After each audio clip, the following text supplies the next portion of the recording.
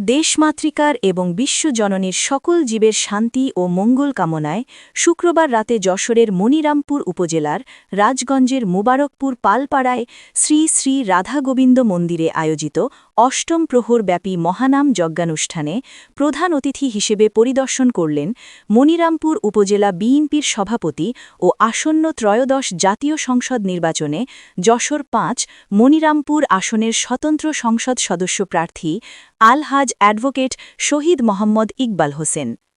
এই সময় তার সাথে মনিরামপুর থানা বিএনপির সাংগঠনিক সম্পাদক খান শফিয়ার রহমান, ঢাকা আইনজীবী সমিতির কার্যনির্বাহী সদস্য এপিপি অ্যাডভোকেট মোহাম্মদ শামসুজ্জামান দীপু, উপজেলা বিএনপির কোষাধ্যক্ষ আলহাজ রবিউল ইসলাম, কেন্দ্রীয় ছাত্রদলের সাবেক ছাত্রনেতা অলোক দে, উপজেলা বিএনপির নির্বাহী কমিটির সদস্য আব্দুল ওয়াদুদ, জিএম মুস্তাফিজুর রহমান মস্তাক, খেদাপাড়া ইউনিয়ন বিএনপির সাধারণ সম্পাদক আজিবর রহমান, বিএনপি নেতা সাবেক মেম্বার আব্বাস আলী, মেম্বার বিল্লাল হোসেন, উপজেলা যুবদলের আহ্বায়ক কমিটির সদস্য, ঝাপা ইউনিয়ন ছাত্রদলের সাবেক সভাপতি আবু সাইদ, যুবদলের অন্যতম নেতা হাবিবুর রহমান মধু সহ উপজেলা ও বিভিন্ন ইউনিয়ন বিএনপির বিভিন্ন পর্যায়ের নেতৃবৃন্দ উপস্থিত ছিলেন।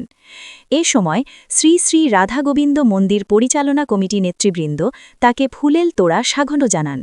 পরে অ্যাডভোকেট শহীদ মোহাম্মদ ইকবাল হোসেন সনাতন ধর্মাবলম্বীদের সাথে এক মতবিনিময় সভায় মিলিত হন। মতবিনিময় সভা শেষে অ্যাডভোকেট শহীদ মোহাম্মদ ইকবাল হোসেন মহানাম যজ্ঞানুষ্ঠান ঘুরে দেখেন এবং মহানাম যজ্ঞানুষ্ঠানে আগত ভক্তবৃন্দের সাথে কুশল বিনিময় করেন।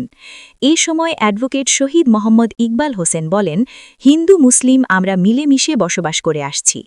আমাদের মধ্যে কোনো ভেদাভেদ নেই।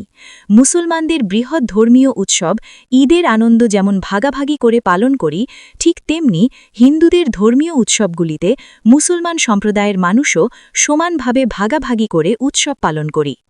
এছাড়া এ ধর্মীয় অনুষ্ঠানে ধর্মীয় রাজনৈতিক নেতৃবৃন্দ ও হাজারো নারী পুরুষ ভক্তের সমাগম ঘটে। শুভকামনা করি।